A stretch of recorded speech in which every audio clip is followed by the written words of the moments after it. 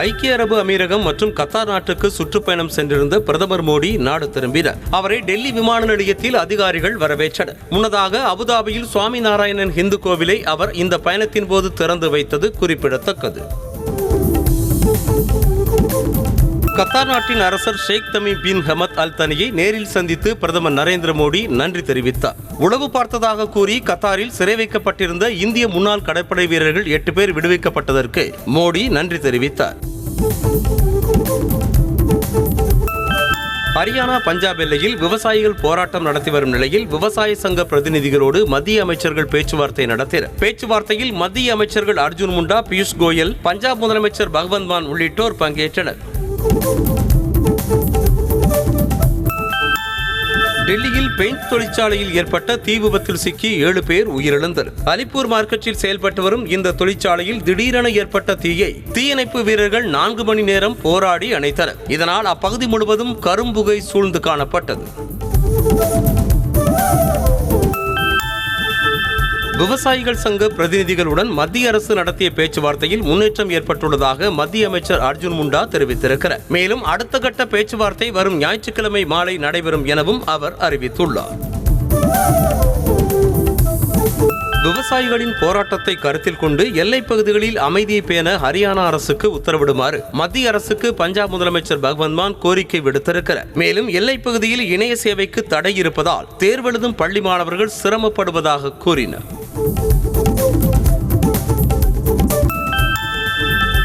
மணிப்பூரின் சுராசன்பூர் மாவட்டத்தில் தலைமை காவலர் பணியிடை நீக்கம் செய்யப்பட்ட ஆத்திரத்தில் எஸ்பி அலுவலக வளாகத்திற்குள் புகுந்து மக்கள் தாக்குதல் நடத்தியதால் பதற்றம் ஏற்பட்டுள்ளது. மக்களை தடுக்க முயன்றபோது பாதுகாப்பு படையினருடன் ஏற்பட்ட மோதலில் ஒருவர் உயிரிழந்தார். தேர்தல் பத்திரம் தொடர்பான உச்சநீதிமன்ற தீர்ப்பை மதிப்பதாக பாஜக மூத்த தலைவரும் முன்னாள் மத்திய அமைச்சருமான ரவிசங்கர் பிரசாத் தெரிவித்துள்ளார். நூற்றுக்கணக்கான பக்கங்களில் உள்ள தீர்ப்பை விரிவாக ஆய்வு செய்து பாஜக தனது கருத்தை எடுத்துரைக்கும் என்றார்.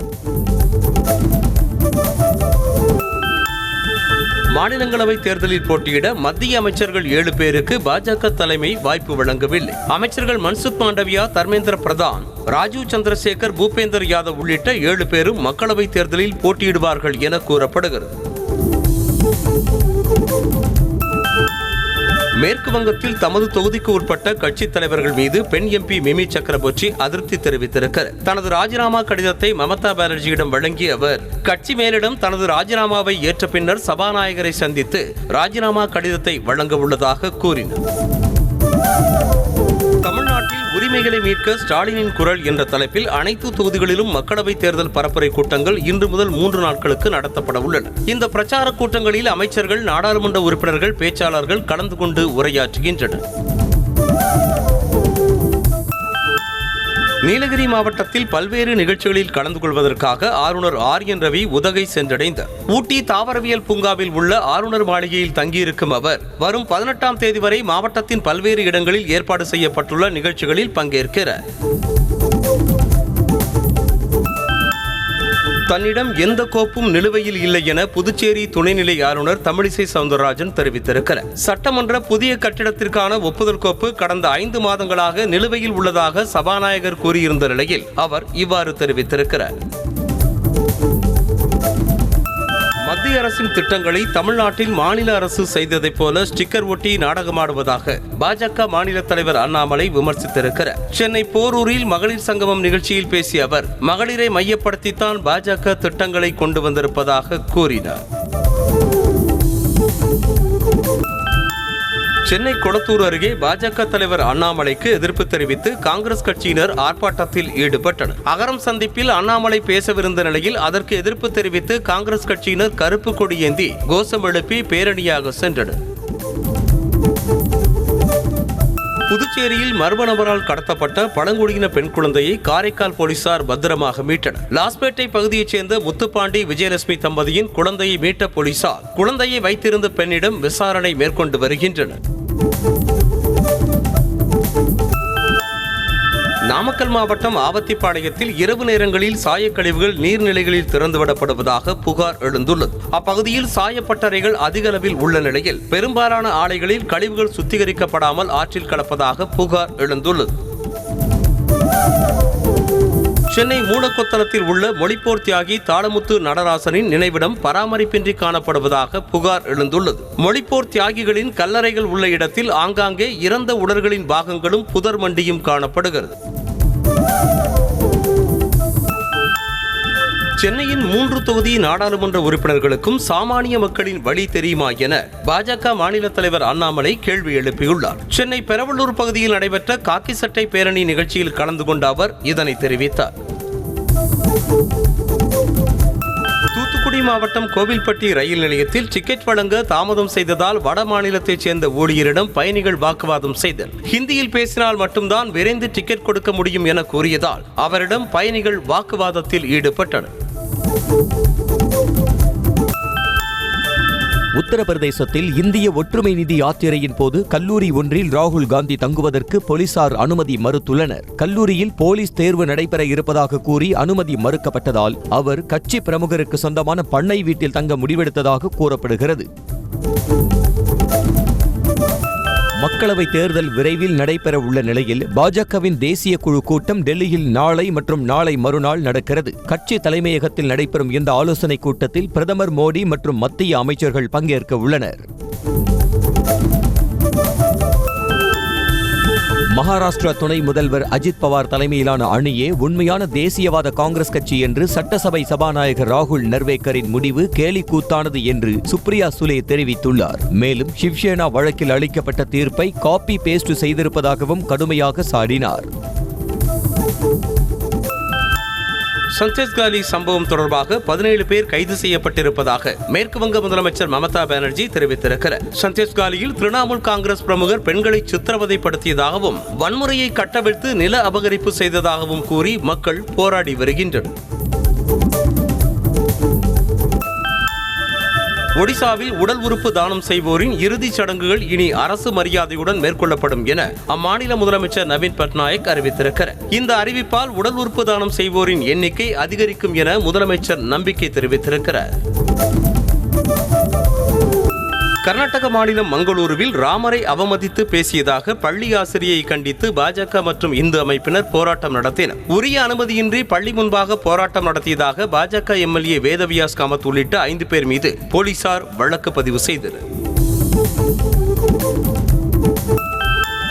கர்நாடக மாநிலம் பெங்களூரு ரயில் நிலையத்தில் பெண்ணின் கழுத்தில் இருந்த தங்க சங்கிலியை பறித்த 2 பேரை போலீசார் கைது செய்தனர். பாலாஜி, கமலநாத் ஆகியோரை கைது செய்து ரயில்வே போலீசார் விசாரணை மேற்கொண்டு வருகின்றனர்.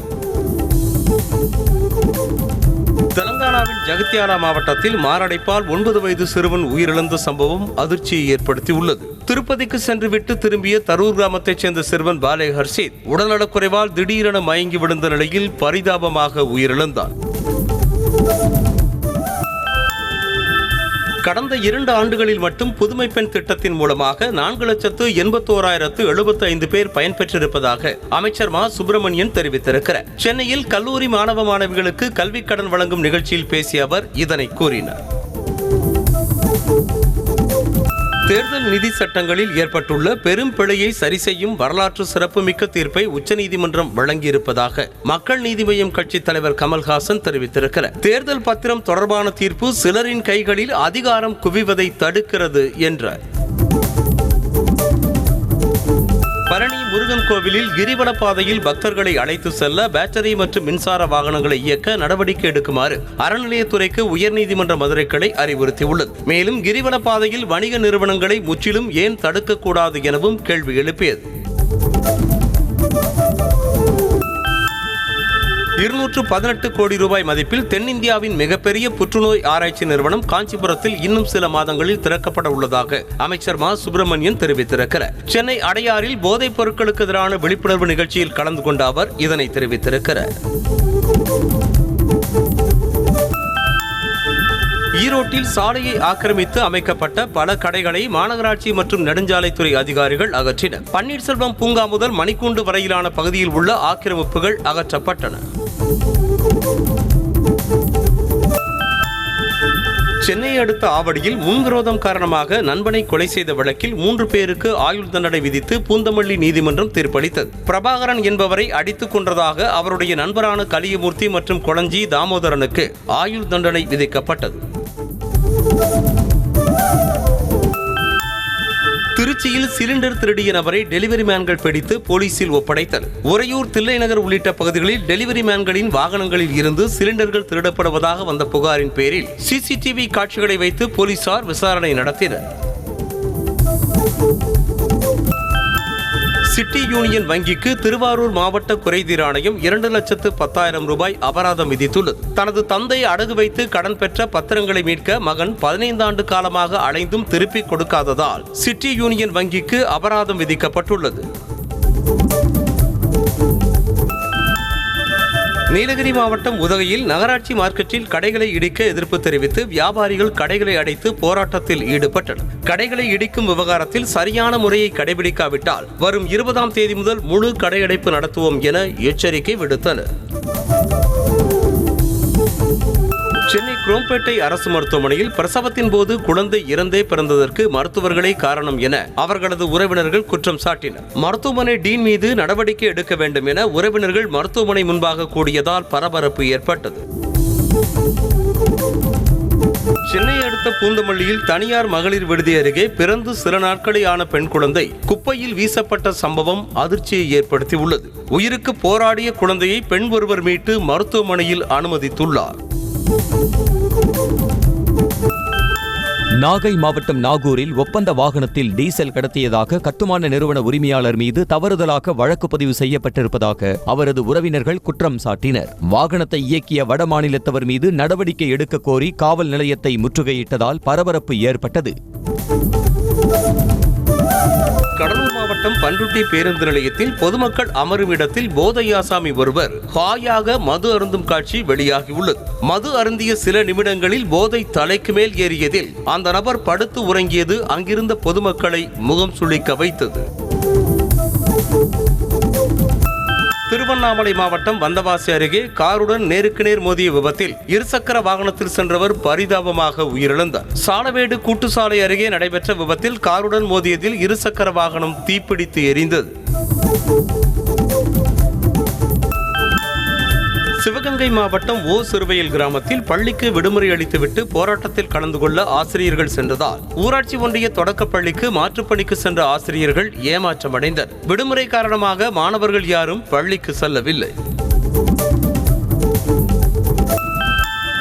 சென்னையை அடுத்த தாம்பரத்தில் மூளைச்சாவு அடைந்து உடல் உறுப்புகளை தானம் செய்த ராமச்சந்திரன் குட்டி என்பவரது உடலுக்கு அரசு சார்பாக மரியாதை செலுத்தப்பட்டது. தாம்பரம் கோட்டாட்சியர் பரிமளாதேவி உள்ளிட்டோர் அஞ்சலி செலுத்தினர்.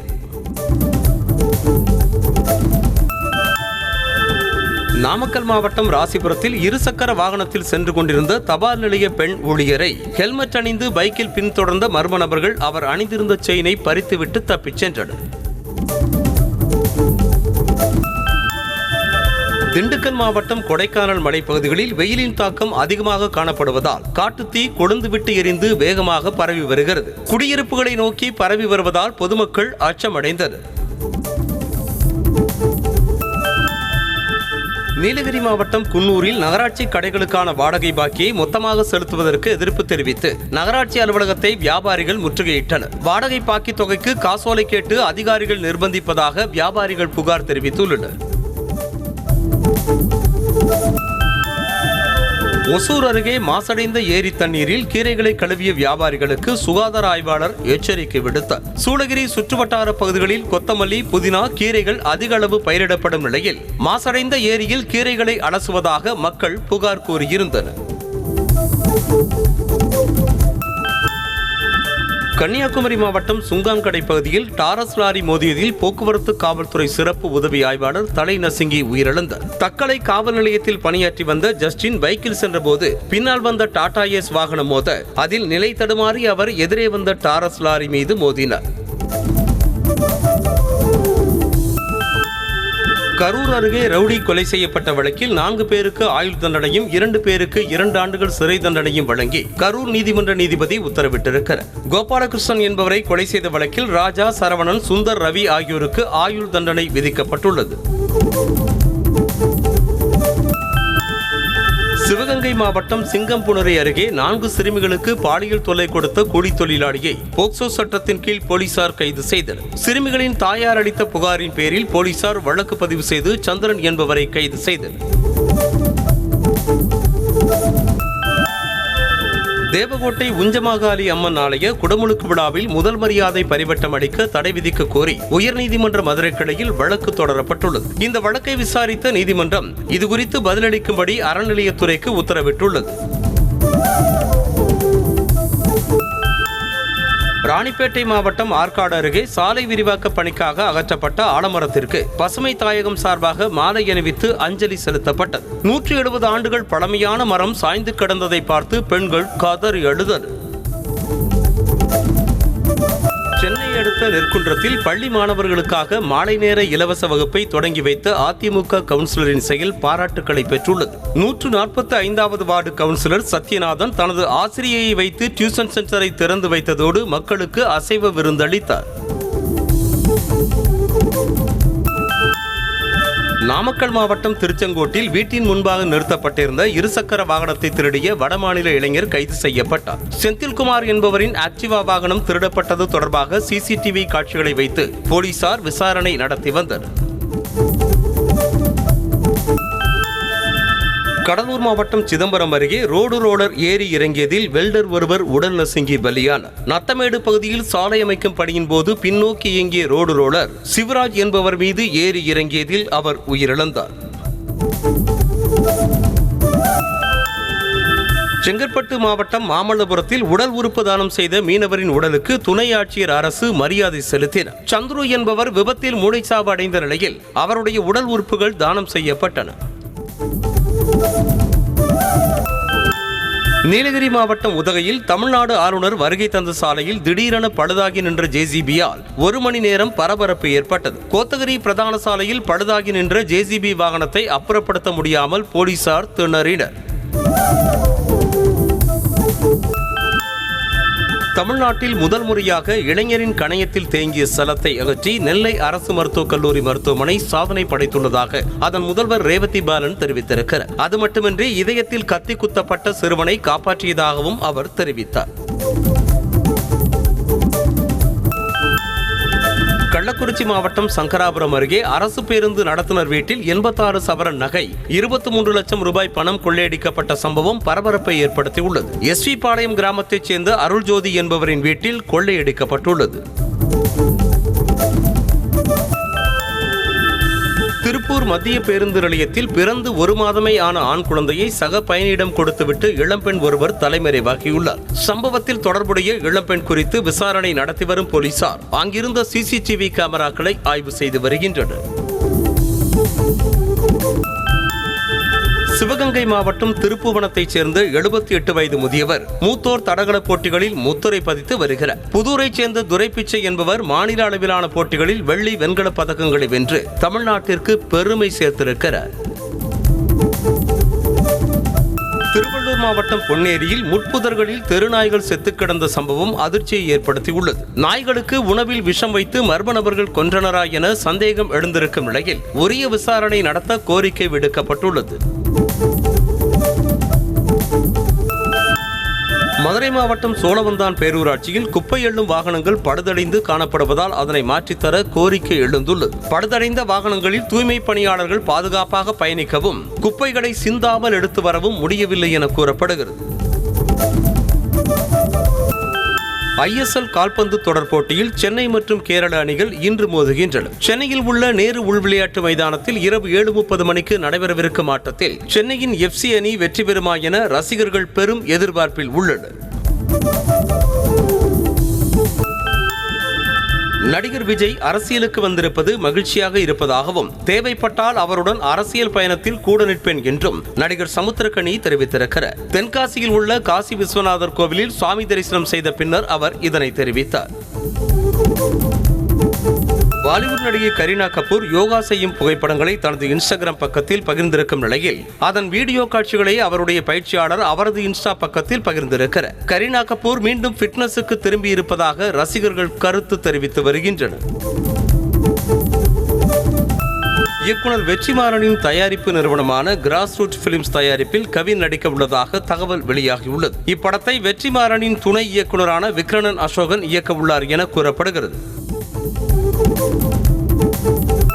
பாடகி பவதாரணி சமீபத்தில் மறைந்த நிலையில் அவரது தந்தை இளையராஜா மற்றும் சகோதரர் யுவன் சங்கர் ராஜாவை நேரில் சந்தித்து கனிமொழி எம்பி ஆறுதல் தெரிவித்தார். தீநகரில் உள்ள இளையராஜா வீட்டிற்கு நேரில் சென்று ஆறுதல் தெரிவித்தார்.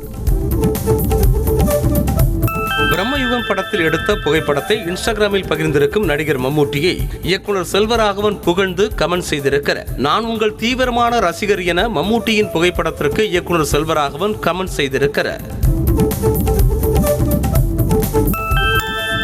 திருச்சி ஸ்ரீரங்கம் ரங்கநாதர் ஆலயத்தில் வெள்ளிக்கருட வாகனத்தில் உற்சவ பெருமாள் வீதி உலா வந்தார். மாசி தெப்ப உற்சவத்தின் 4வது நாளில் நம்பெருமான் வெள்ளிக்கருட வாகனத்தில் பக்தர்களுக்கு அருள் பாலித்தார். கரூர் காணியாலம்பட்டி 18ஆம் படி கருப்பசாமி ஆலயத்தில் 21 அடி உயரம் கொண்ட பிரம்மாண்டமான கருப்பசாமி சிலை நிறுவப்பட்டது. இதனையொட்டி சிலை முன்பாக முட்டை, கறி, மதுபானம் என பெரிய அளவில் படையிலிட்டு பக்தர்கள் வழிபட்டனர். மதுரை கூடலழகர் பெருமாள் கோவிலில் மாசிமக தெப்ப உற்சவத்தின் 2ஆம் நாள் நிகழ்வில் பெருமாள் சிம்ம வாகனத்தில் எழுந்தருளி பக்தர்களுக்கு அருள் பாலித்தார். அப்போது திரளான பக்தர்கள் கோவிந்தா என பக்தி கோஷங்கள் எழுப்பி சுந்தரராஜ பெருமாளை வணங்கினர். திண்டுக்கல் மாவட்டம் பழனியை அடுத்த நெய்க்காரப்பட்டி ஹைகோர்ட் பத்திரகாளியம்மன் கோவில் கும்பாபிஷேகத்தில் இஸ்லாமியர்கள் பங்கேற்று சீர்வரிசை வழங்கி மரியாதை செலுத்தினர். கோவில் நிர்வாகிகள் இஸ்லாமியர்களை கட்டி அணைத்து வரவேற்றனர்.